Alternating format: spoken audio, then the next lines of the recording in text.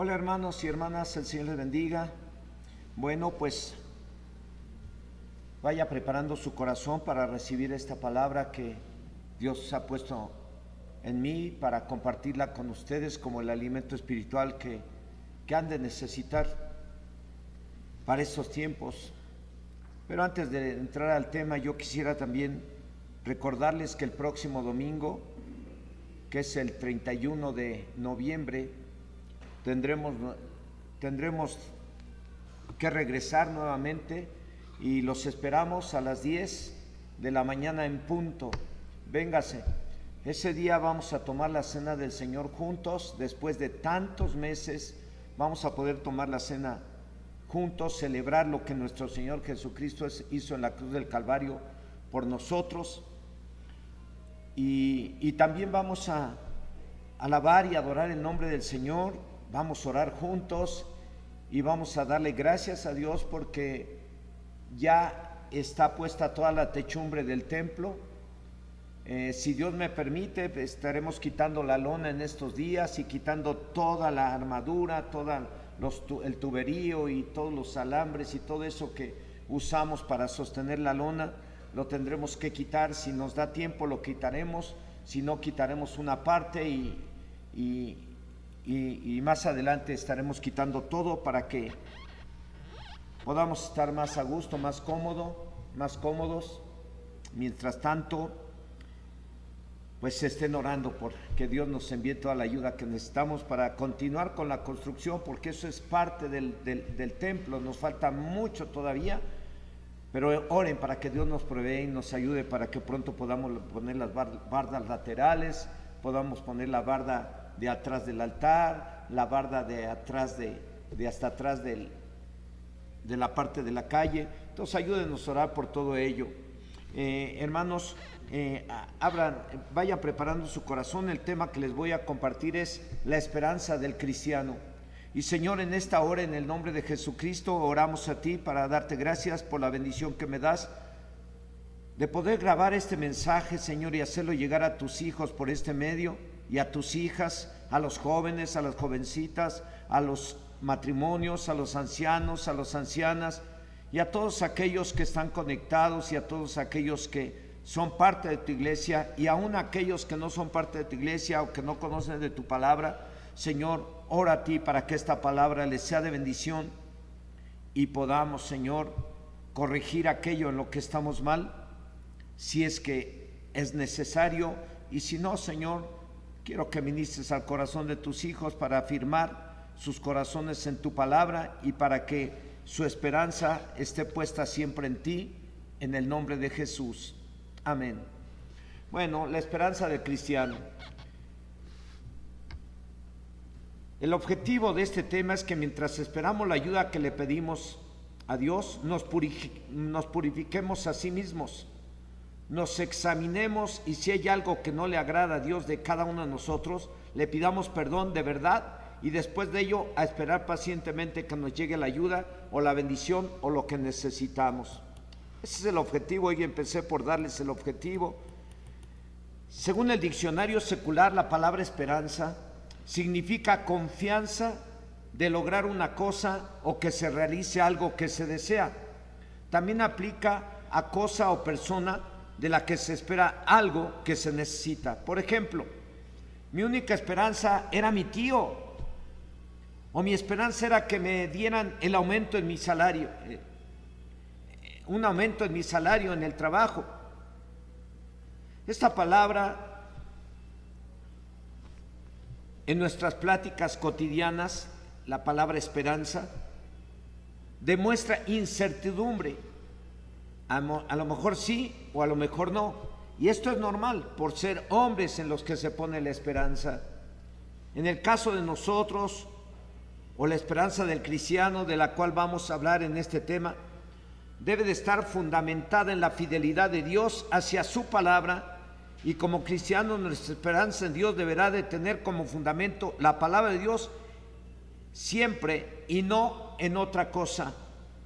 La esperanza del cristiano consiste en primera, esperar la ayuda de Dios mientras estemos vivos en este mundo. Aun cuando alguien caiga en pecado Y en segunda, estar o tener la vida eterna. En el Antiguo Testamento, el pueblo de Israel, para el pueblo de Israel era su esperanza. Dios era su esperanza, aun siendo infieles, y debido a esa infidelidad hacia Dios, ellos se metían en problemas, pero reconocían que eran el pueblo de Dios y que Dios era fiel y Dios era su única esperanza. Como lo dice el profeta Jeremías en el capítulo 14, verso 8, dice: oh esperanza de Israel, guardador suyo en el tiempo de la aflicción.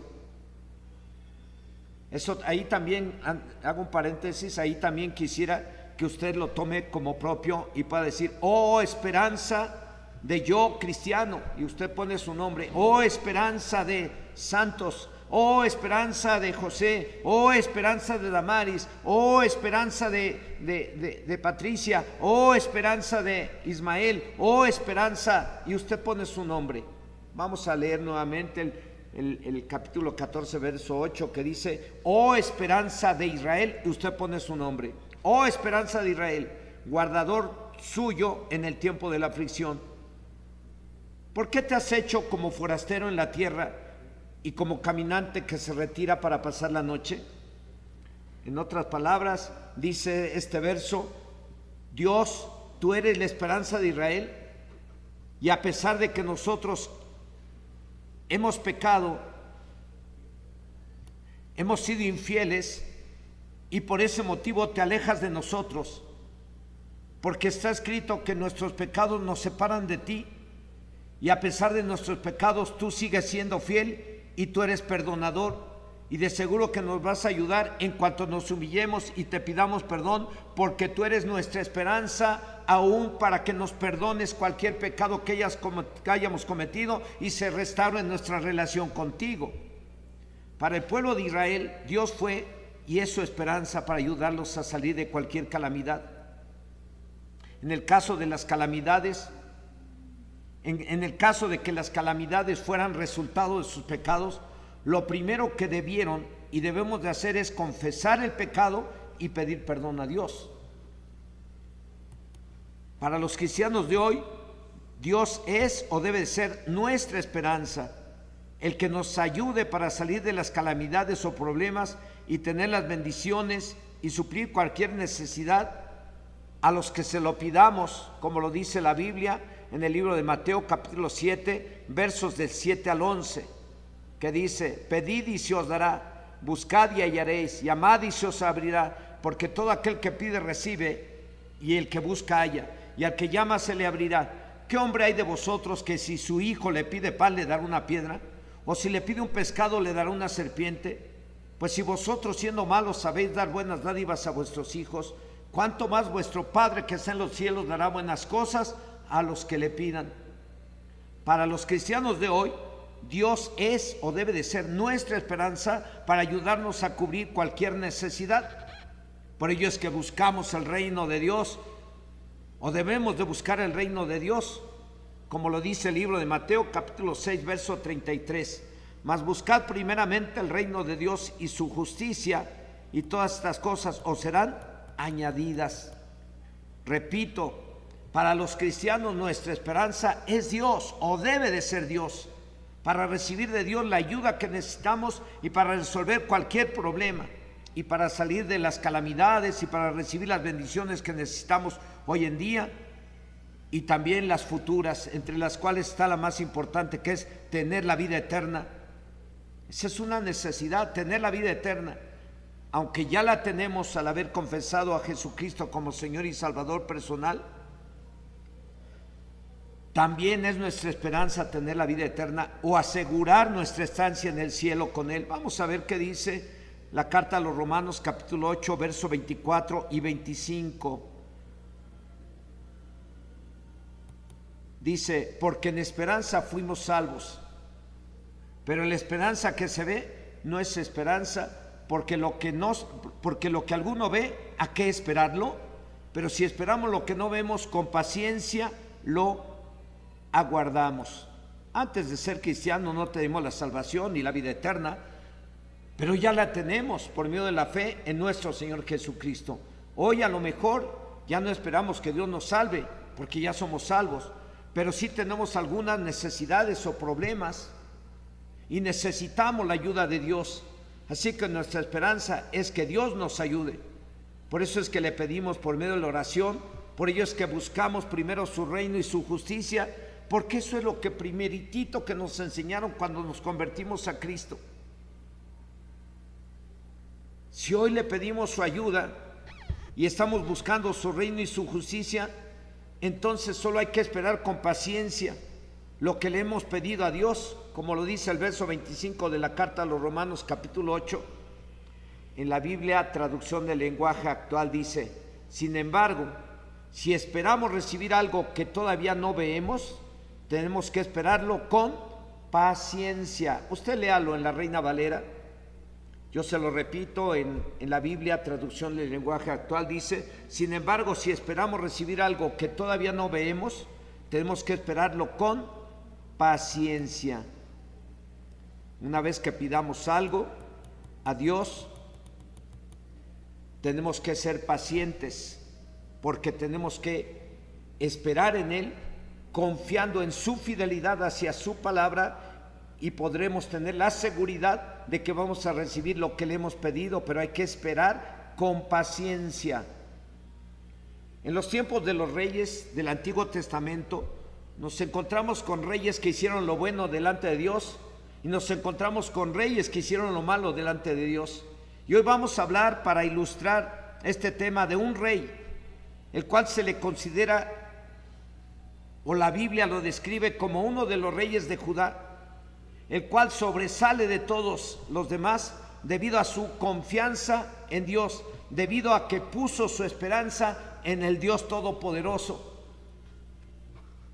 Dice el segundo libro de Reyes, en el capítulo 18, versos del 1 al 8, dice que en el tercer año de Oseas, hijo de Ela, rey de Israel, comenzó a reinar Ezequías, hijo de Acaz, rey de Judá. Cuando comenzó a reinar era de 25 años y reinó en Jerusalén 29 años. El nombre de su madre fue Abi, hija de Zacarías. Hizo lo recto ante los ojos de Dios, conforme a todas las cosas que había hecho David su padre. Él quitó los lugares altos y quebró las imágenes y cortó los símbolos de acera, e hizo pedazos la serpiente de bronce que había hecho Moisés, porque hasta entonces le quemaban incienso los hijos de Israel, y la llamó Neustán. En el Señor Dios de Israel puso su esperanza, y ni después ni antes de él hubo otro como él entre todos los reyes de Judá, porque siguió al Señor y no se apartó de él, sino que guardó los mandamientos que el Señor Dios prescribió a Moisés. Y Dios estaba con él, y a donde quiera que salía prosperaba. Él se rebeló contra el rey de Asiria y no le sirvió. Hirió también a los filisteos hasta Gaza y sus fronteras, desde las torres de las atalayas hasta la ciudad fortificada. Este rey, al estar estudiando este tema, este rey me inspiró a dar el tema, precisamente porque me hizo mirar que teníamos que ver ese ejemplo que nos dio este rey, para que entendamos lo que significa esperar en Dios y lo que implica esperar en Dios. Desde que empezó a reinar sobre Judá, el rey Ezequías demostró que su esperanza estaba puesta en Dios. ¿De qué manera lo demostró? Quitó todos los lugares altos. Esos lugares altos eran lugares donde la gente adoraba a los ídolos. El pueblo de Israel se había corrompido durante el reinado del papá de Ezequías, de Acaz. Acaz hizo todo lo malo, lo contrario a lo que está haciendo su hijo, lo contrario a lo que su hijo hizo durante su reinado. Durante el reinado de su padre Acaz, el pueblo de Israel, el pueblo de Judá se echó a perder, se corrompió, empezaron a adorar ídolos, empezaron a adorar a la serpiente que Moisés había levantado en el desierto para que los que me la miraran sanaran de las picaduras de las serpientes en el desierto. Y el pueblo de Israel empezó a ser idólatra. Y cuando Ezequías toma el puesto como rey, entonces empezó a quitar todos esos lugares en donde adoraban a los ídolos. Quitó las imágenes, los símbolos de acera, e hizo pedazos la serpiente de bronce. ¿Por qué hizo todo esto? ¿Quién le mandó a hacer todo esto? Es posible que nadie, pero él conocía la palabra de Dios. Y es por ello que dice el verso 3 del capítulo 18, que hizo lo recto ante los ojos del Señor, conforme a todas las cosas que había hecho David su padre. Capítulo 18, verso 3. No solo quitó la idolatría, también dejó de dar tributo a los asirios, ya que en el tiempo de su padre Acaz reinó sobre Judá. Ellos habían cometido muchos pecados y por ello fueron subyugados y hechos tributarios de los asirios. Pero como el rey Ezequías decidió obedecer a Dios y de esa forma demostrar que su esperanza era Dios, y por ello con toda confianza dice el verso 8 que él se rebeló contra el rey de Asiria y no le sirvió. Hirió también a los filisteos hasta Gaza y sus fronteras, desde las torres de las atalayas hasta la ciudad fortificada.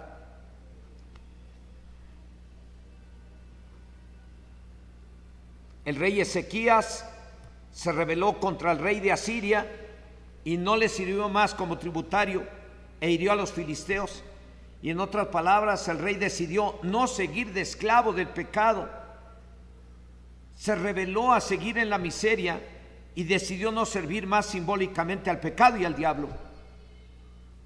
El rey Ezequías, ¿qué esperaba con estas acciones? ¿Qué creen que esperaba con estas acciones que él estuvo realizando? Seguramente que Dios lo ayudara o respaldara, que Dios lo librara de todos sus enemigos, que Dios los bendijera a él y al pueblo de Judá. Esa era su esperanza. Por eso es que él estaba quitando el pecado y estaba quitando y estaba liberándose del poder de los asirios, que simboliza estar bajo la esclavitud del diablo o del pecado. El rey Ezequías no era un ignorante de cuál era la voluntad de Dios. Las acciones realizadas por el rey Ezequías eran acciones de alguien inteligente, de alguien que conocía cuáles eran las consecuencias de sus desobediencias, por lo cual desde que empezó su reinado empezó a corregir todo aquello que a Dios no le agradaba, y con la esperanza de ver cumplidas las promesas de Dios en su vida y durante su reinado. El rey Ezequías sabía muy bien que si habían sido subyugados por los asirios, era porque había mucho pecado en el pueblo de Israel. Y él sabía que si se arrepentían y se corregían, Dios les iba a permitir ver cumplidas las promesas de Dios en su vida. Dios les permitía ver la victoria contra sus enemigos. Dios les permitía ver prosperar sus vidas durante su reinado. Dios les permitiría ver que todo prosperaría. O sea, el rey Ezequías no era ignorante de las causas por las cuales el pueblo de Israel había sido subyugado, por lo cual lo primero que hizo en cuanto empezó su reinado es a quitar el pecado, a quitar la idolatría, a liberarse de los asirios. El rey Ezequías actuó consciente de lo que significaba y lo que implicaba el poner nuestra esperanza en Dios. En primer lugar fue y es ser obedientes a Dios. Eso es poner la esperanza en el Señor. Repito, el rey Ezequías actuó consciente de lo que significa y de lo que implica el poner nuestra esperanza en Dios. Y en primer lugar fue y es ser obediente a Dios. Y en segundo lugar, apartarse de cualquier pecado. Con esas dos acciones él estaba demostrando que él ponía su esperanza en Dios para recibir de Dios todo lo que él necesitaba. Es por ello que quitó todas las imágenes y los ídolos y decidió no servir más al rey de Asiria, que simbólicamente, repito, significa no servir más al pecado y al diablo, porque su esperanza estaba fundamentada en la fidelidad de Dios y su palabra. Perdón. Es por ello que la Biblia lo describe al rey Ezequías como uno de los reyes de Judá, el cual sobresale de todos debido a su confianza en Dios, debido a que puso su esperanza en Dios, como lo dice el segundo libro de Reyes, en el capítulo 18, versos del 5 al 7. A mí me impactó el testimonio de este rey y la forma en que demostró que su esperanza estaba en Dios. Y luego el mismo escritor del libro lo pone como un rey que sobresale de todos. Y así debe de ser, así debemos de ser los cristianos. Debemos de sobresalir sobre toda la gente que no es cristiana o que no conoce la palabra de Dios. ¿Por qué? Porque ponemos nuestra esperanza en Dios, y poner nuestra esperanza en Dios significa obedecer a Dios. Y si hay algún pecado, quitar cualquier pecado de nuestra vida. Eso significa poner nuestra esperanza en Dios, obedecerle en todo y quitar cualquier tipo de pecado que hay en nuestra vida. Bueno, dice el segundo libro de Reyes, capítulo 18, versos del 5 al 7, dice: en el Señor Dios de Israel puso su esperanza. Ni después ni antes de él hubo otro como él entre todos los reyes de Judá, porque siguió al Señor y no se apartó de él, sino que guardó los mandamientos que el Señor prescribió a Moisés. Y Dios estaba con él, y a donde quiera que salía, prosperaba. La esperanza del rey Ezequías estaba en Dios, y la de usted y la mía, la de nosotros, también debe de estar en Dios. ¿Por qué poner la esperanza en Dios? Porque Dios es fiel para cumplir lo que prometió por medio de su palabra. Porque para Él no hay nada imposible. Él es creador de todo el universo y Él es real y es bueno. Y necesitamos de Él. Por eso es que tenemos que poner nuestra esperanza en Él, porque tenemos necesidad de Él. No nos creamos autosuficientes. Necesitamos de Dios cada día. Desde que amanece hasta que anochece, debemos de reconocer que necesitamos de Él, porque al reconocer que necesitamos de Él, vamos a poner nuestra esperanza en Él y vamos a ser obedientes. Porque Dios es bueno, tal como lo dice la Biblia en el libro de Lamentaciones, capítulo 3, verso 25. Bueno es Dios a los que en Él esperan, al alma que le busca. ¿Por qué poner la esperanza en Dios? Casi por nada. Porque es bueno con aquellos que ponen su esperanza en Él, porque necesitamos su ayuda, ¿o no? ¿Qué dice usted? ¿Necesitamos de Dios o no? Claro que necesitamos. En este tiempo de la pandemia pudimos darnos cuenta que la ciencia y que los presidentes de todas las naciones, muchos de ellos, al ver todo esto que estamos viviendo del COVID-19, se atrevieron a decir públicamente: oren y humillémonos ante Dios y pidámosle que Él nos ayude a salir de esta pandemia. Entonces, ¿por qué poner la esperanza en Dios? repito, casi por nada. Porque es bueno con aquellos que ponen su esperanza en Él, porque necesitamos su ayuda. Y por eso les pregunté, ¿o no? Necesitamos su ayuda para la salud, máximo hoy por lo del COVID, en donde hasta los presidentes, repito, algunos tuvieron que decir al país, pónganse a orar porque necesitamos de Dios y solamente Dios nos puede salvar de esto. ¿Por qué necesitamos su ayuda? Por eso es que tenemos que poner nuestra esperanza en Él. Porque necesitamos su ayuda para la provisión, para la restauración familiar, para la salvación de la familia. Por un montón de cosas tenemos necesidad de Dios. Necesidad de Dios para que nos ayude a obtener un trabajo, necesidad de Dios para que nos ayude a resolver un problema, a solucionar algunas situaciones que a veces nos parecen imposibles. Por eso es que tenemos que poner nuestra esperanza en Dios, siendo obedientes a Él, y si hay algún pecado, quitarlo, porque ese pecado nos estorba. Si tenemos esperanza en Él, tenemos que purificarnos, tenemos que limpiarnos de cualquier pecado.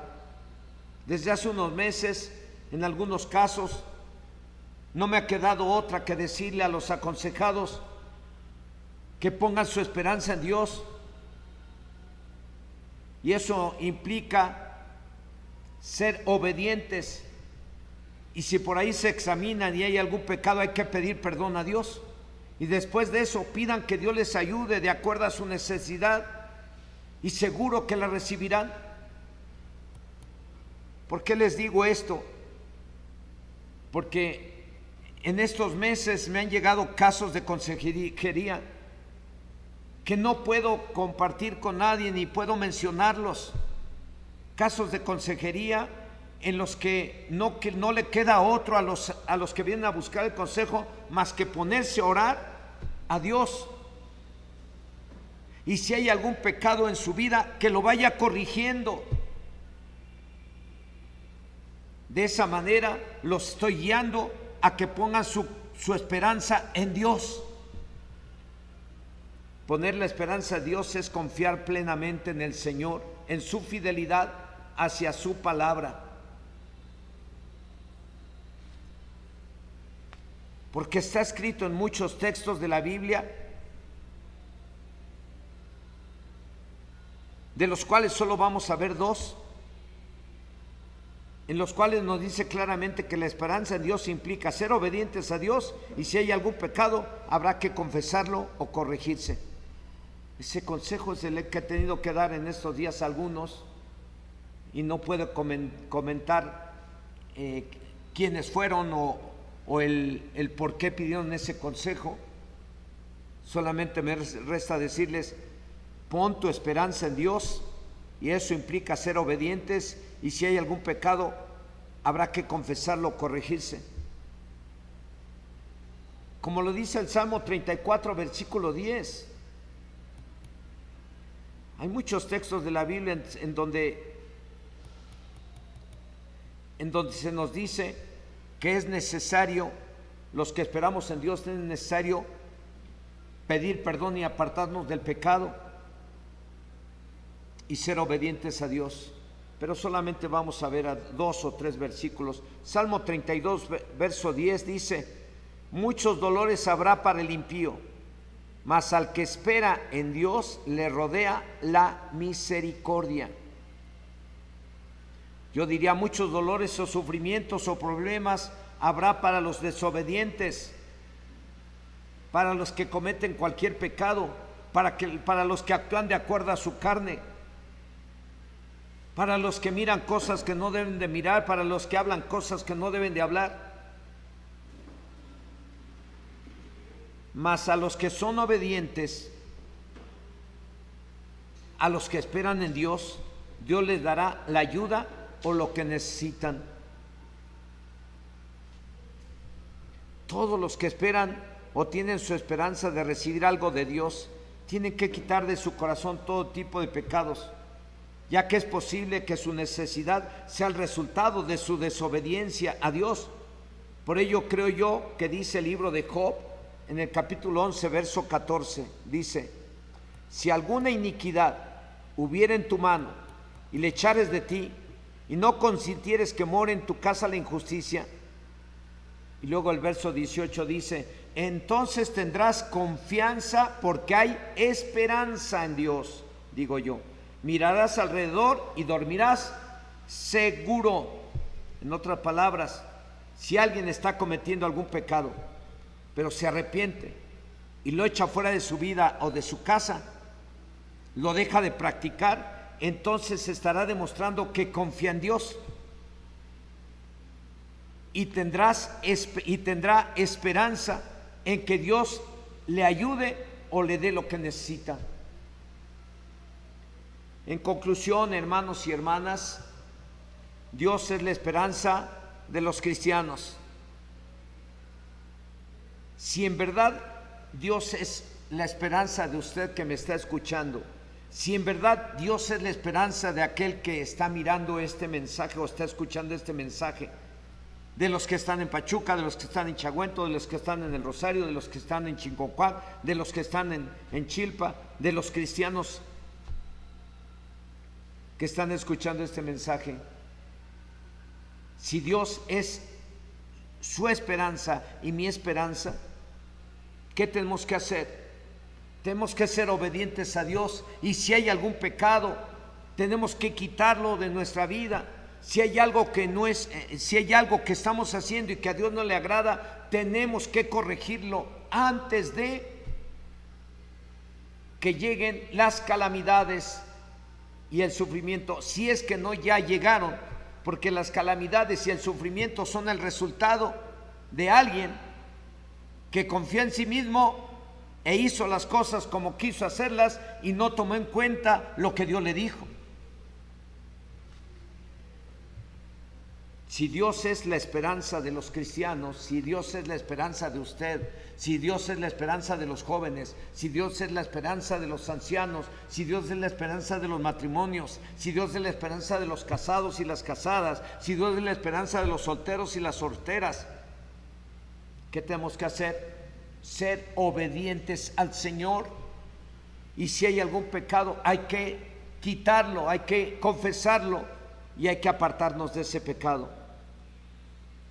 Dice la palabra de Dios en la primera carta de Juan, capítulo 3, verso 3: y todo aquel que tiene esta esperanza en Él, ¿en quién? En Dios, se purifica a sí mismo, así como Él es puro. En otras palabras, todos los que ya son salvos y tienen la esperanza de ver a Dios tal como es Él, se purifican a sí mismos. La salvación la tenemos que cuidar. Ya nos la dio Dios, nos la dio como un regalo que no debemos de perder y que debemos de cuidar con temor y temblor. ¿Cómo lo debemos de cuidar? Purificándonos a nosotros mismos cada día. Repito, en otras palabras, todos los que ya son salvos y tienen la esperanza de ver a Dios tal como es Él, se purifican a sí mismos. De esa manera está usted cuidando ese regalo que le fue dado por fe y por gracia. Nadie se lo va a quitar, pero usted lo podría perder si no se purifica a sí mismo. Pero creo que también aplica para todos los cristianos que tienen su esperanza en Dios, o de que Dios les dé la ayuda que necesitan. Se deben de purificar a sí mismos en caso de que tengan algún pecado que solo Dios y cada quien conoce. Hay que pedir perdón a Dios sin necesidad de que alguien te lo diga. Eso creo yo es purificarse a sí mismos, y entonces solo hay que ser pacientes y esperar de Dios lo que hemos pedido o le vamos a pedir hoy. Todo aquel que ha puesto su esperanza en Dios se purifica a sí mismo. ¿Qué quiere decir esto? Que se arrepiente que confiesa su pecado y se aparta, porque aún está escrito en la palabra de Dios que el que encubre sus pecados no prosperará, mas el que los confiesa y se aparta, alcanzará ¿qué? Misericordia. El confesar un pecado que está cometiendo cada quien es una forma de decir: Señor, me equivoqué, perdóname, tú eres mi esperanza, tú eres mi esperanza. Así es que, hermano, hermana, que estás allá en casa, la esperanza del cristiano debe de ser Dios. La esperanza del cristiano es Dios y debe de ser Dios, y eso implica que ser obedientes y apartarnos de cualquier tipo de pecado que hemos cometido. Y si hoy en día estás sufriendo debido a que cometiste algún pecado, pon tu esperanza en Dios, confiésaselo a Dios, pídele perdón, porque Dios es bueno, porque Dios te ama y Él te quiere perdonar y te quiere restaurar y te quiere bendecir y te quiere sanar y te quiere dar lo que tú necesitas. Pero para demostrar que realmente que esperas en Dios y que crees en Él, tienes que confesar tu pecado y pedirle perdón a Dios. Repito, esperar en Dios, de acuerdo a este tema, significa ser obedientes a Dios, y si hay algún pecado, confesarlo y apartarnos de él. Una vez que ya confiesas tu pecado delante de Él y te apartas, le podemos pedir lo que necesitamos y Él nos lo va a dar. Así es que en esta hora, ahí donde está usted, hermano, hermana, te quiero animar a que en esta hora oremos al Señor, oremos a Dios por algunas necesidades. Si alguno de ustedes considera conveniente purificarse a sí mismos, purifíquese a sí mismo y pídale perdón a Dios. Pídale perdón a Dios, eso es purificarse a sí mismos. Pídale perdón a Dios sin que nadie le diga, sin que nadie lo presione, sino que usted personalmente diga: chin, ya la regué y no he confesado este pecado, y esa es una muestra de que yo no tengo mi esperanza en Dios. Si es que si esperas recibir algo de parte de Dios, tienes que purificarte a ti mismo ahí donde estás, antes de que le pidamos a Dios por las necesidades, o si ya le pediste a Dios por alguna necesidad, pues solamente resta ser pacientes y esperar. Pero en esta hora, todos aquellos que consideran purificarse a sí mismos hoy, le voy a animar a que le pida perdón a Dios junto conmigo. Señor y Dios Todopoderoso, en esta hora oramos a ti para darte gracias porque tú hablas a nuestras vidas de tal manera que nos haces entender que tú nos llamaste no para profesar una religión, sino para darnos una forma de vida con la cual podamos demostrar que tú eres nuestra esperanza. Y Señor, en esta hora te pedimos perdón porque esa forma de vida a la cual tú nos has llamado, algunos de nosotros no hemos sido obedientes a tu palabra, algunos de nosotros todavía no hemos corregido nuestro vocabulario, algunos de nosotros aún no hemos limpiado nuestro corazón porque guardamos rencor y resentimiento, porque a veces murmuramos, a veces chismeamos, a veces ofendemos con nuestras palabras. Señor, ten misericordia de los que somos cristianos y aún hemos practicado las obras de la carne, aún hemos usado nuestra boca no para bendecir, sino para maldecir a otros. Señor, ten misericordia de los cristianos que hemos fallado, que hemos cometido alguna acción carnal, y perdónanos. Perdónanos a todos los que hemos fallado, ya sea con la mente, con los ojos, con la boca, dando mal testimonio. Señor, perdónanos. Tú eres nuestra esperanza y queremos que sigas siendo nuestra esperanza y queremos recibir de ti lo que esperamos. Y sabemos que el pecado nos separa de ti, y el pecado, en lugar de traernos las bendiciones que esperamos, nos traen las maldiciones que no esperamos. Perdónanos, Dios, y límpianos con la sangre del Cordero. En el nombre de Jesús te lo pedimos. Amén. Si usted ya le pidió perdón a Dios, le voy a animar a que oremos por sus necesidades. Oremos por las necesidades que tiene cada uno de ustedes.